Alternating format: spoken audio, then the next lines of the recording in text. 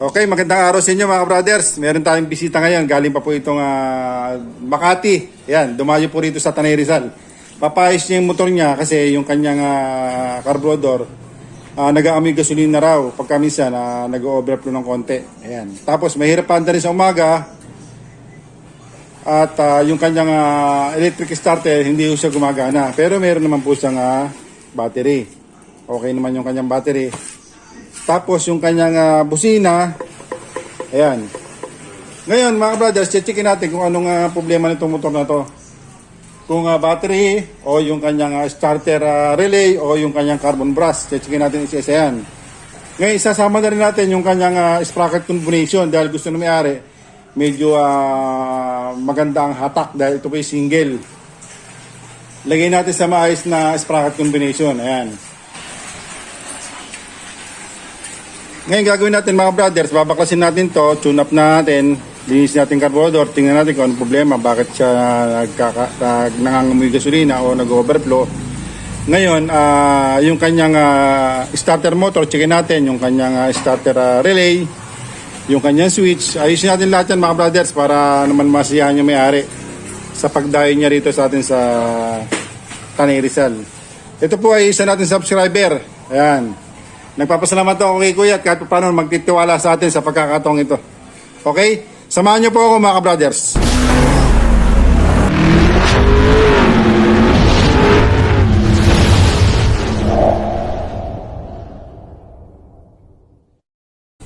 Unahin natin yung kanyang electric starter mga brothers kasi hindi raw siya gumagana. Pagka inan nyo to at yung pinagana nyo itong electric starter switch, ayaw siya nga mag-start o ayaw mag-function yung kanyang starter motor.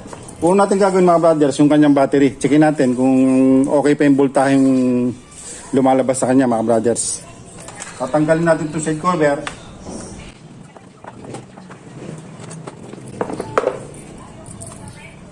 Ngayon gamit tayo ng tester.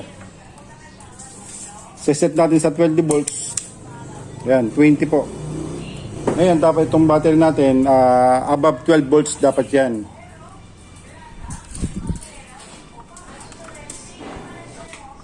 Okay yung kanyang voltahe 12.55. Ngayon malalaman natin kung mahina na ang battery pagka ginamitan natin ng electric starter switch. Dapat pagka inon nyo itong ating switch ng electric, hindi po siya bababa ng 10. Pag bumaba po ng 10 ito po ay may diferensya na itong battery. Sige boss, paki-start nga. Kita kaya? Kaya paki-start po. Start nyo lang. Pindutin nyo lang electric starter. Pindutin nyo lang. Ito to. Hindi ito, electric starter.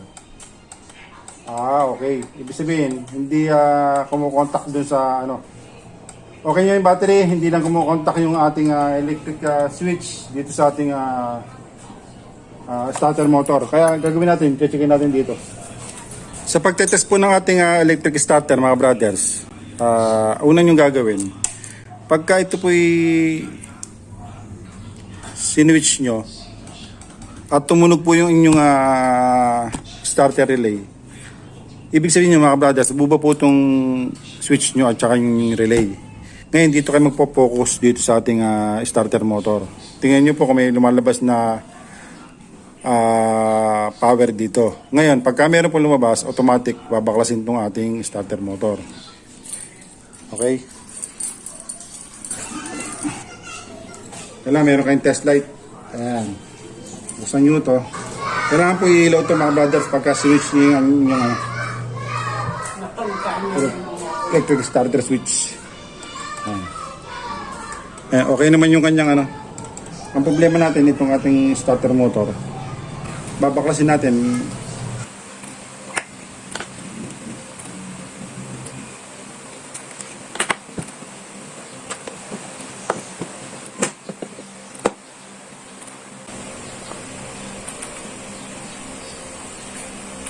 Wala na po siyang carbon brush mga brothers, pudpud na. Ayan. Pudpud na yung kanyang carbon brush. Babaklasin natin to. Papalitan natin ng carbon brush. Tsaka natin lilinisin ito.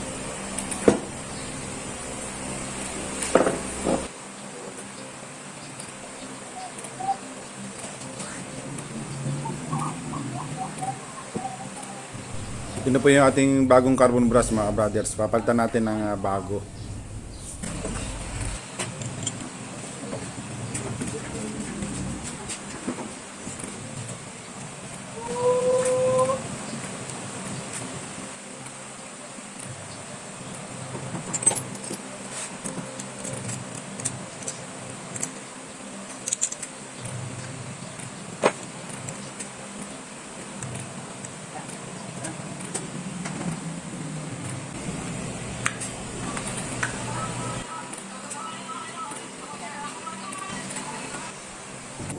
Meron pong marking yan mga brothers. Tatapat nyo lang po yun sa marking.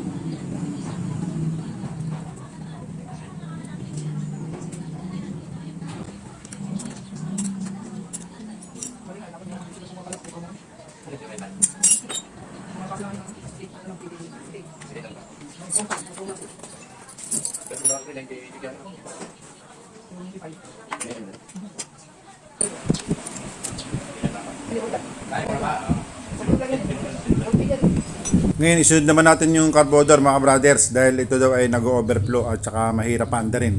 Yan. Okay mga brothers, ito binaklasan natin yung carburetor ng ating subscriber. Ngayon, ang problema daw niya, nag-aamoy gas para nagmo-moist. Pero hindi naman talaga siya totally nag-overflow. Ngayon, chinik ko yung kanyang float valve, medyo okay naman. Okay naman yung kanyang float valve. Ngayon, ang gagawin natin dito, pag tinesting nyo ito, ikinabit nyo.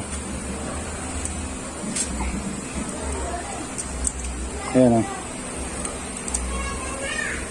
Wala na, masyado na siyang over height na yung kanyang pondo sa ating float chamber. Kaya ang gagawin natin dito mga brothers, i-adjust lang natin itong float valve niya, itong kanyang floater. Hindi natin papalitan ng float valve. Ayan. Okay naman yung kanyang float valve. Yun lang kanyang float height ang problema. Ayan. Ngayon, adjust natin itong kanyang pinakatang. Konti lang naman po mga brothers.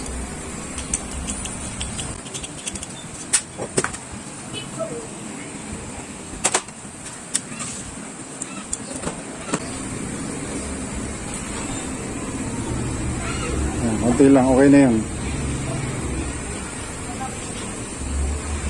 Konti pa, konting-konti pa.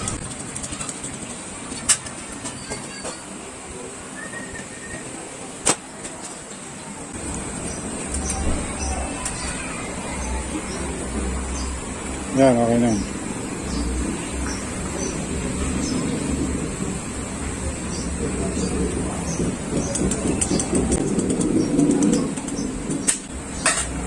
Ngayon, sabihin na natin yung linis.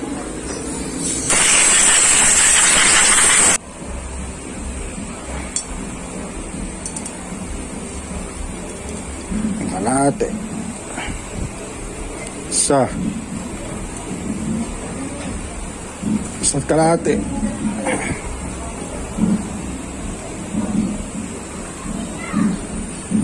Dalawa, ayan. Yung kanyang fuel and air mixture, ang kanyang sukat ay 2 turns out. Ayan. Ito po ay Barako 1. Hindi ko kaparehas ng Barako 2 to. Dahil yung kanyang piston, magkaiba po sa piston ng Barako 2. Magkaiba siya ng bore. Okay, salpak na natin mga brothers.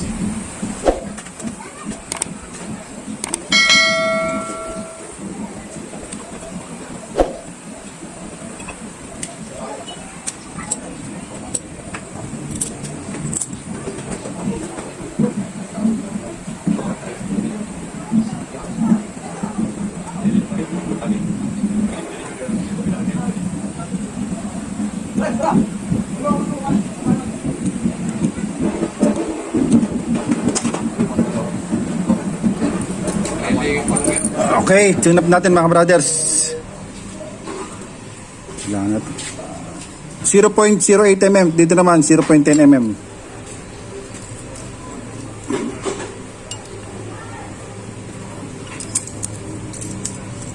Kaya masikip.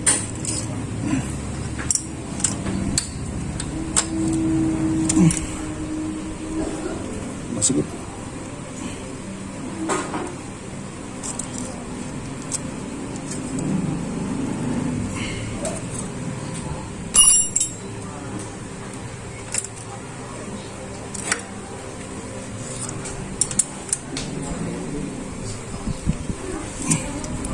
Ayan, okay na.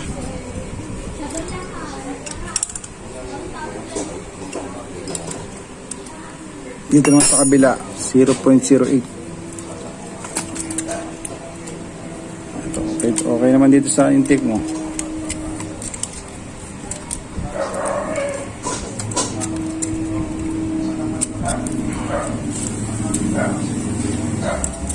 Okay.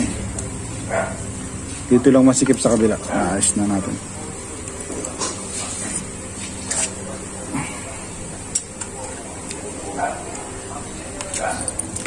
Double check.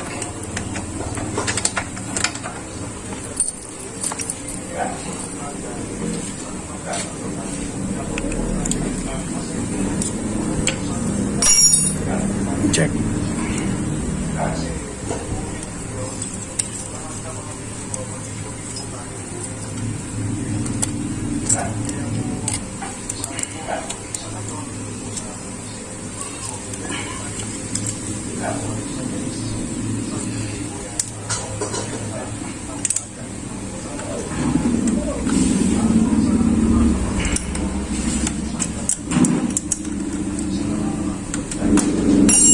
Yan, okay na mga brother sa ganun natin.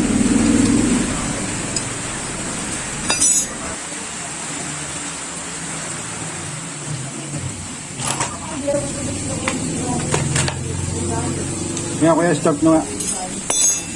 Kuya, start na. Sa starter. Start to starter.